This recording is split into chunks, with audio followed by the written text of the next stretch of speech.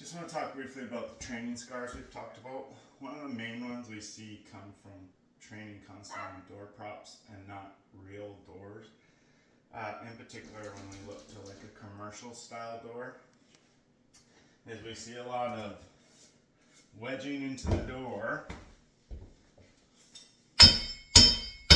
down low with the axe, and then getting Halligans in up high, because on a lot of props, the way they're built so rigid, the whole door will flex even with the load down low. Now, on a residential building, you can see wooden frame, wooden door jamb, the whole thing does flex a bit, which gives me some work up here, but also I'm going the other side of the lock. And the other side of the lock is now those locks act as a pivot point. So I'm not going to get as much gap up here by wedging down there.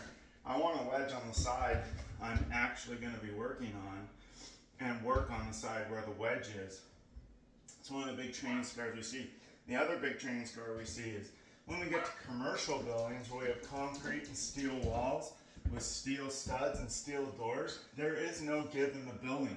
So for me to slam a wedge in down here and magically have a bunch of space in another part of the door, let alone above the lock, is totally not going to happen.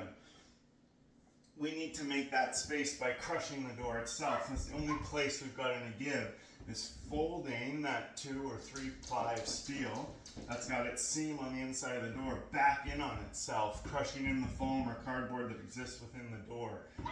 So we can't just wedge it and go nuts.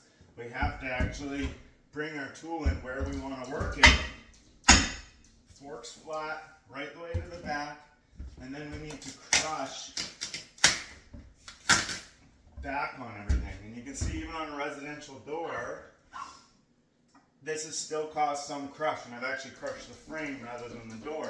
But on those commercial doors, we're going to crush in the door itself, and that's how we're going to get the adze in and around the soffit, the raised part of the jamb, so we can get to the back side of the door.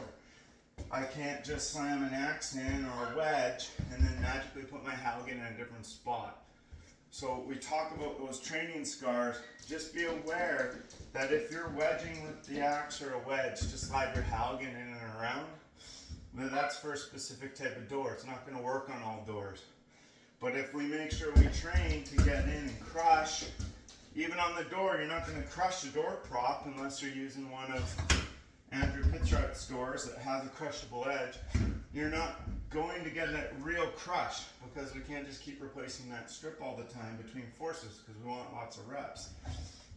But I can still get the muscle memory in of getting the adze in nice and deep to the back, feeling the adze hit the soffit, keeping the forks tight, and just verbalizing it even, crushing door, and then keep the tool in the same place and hit it in and around to get into your position.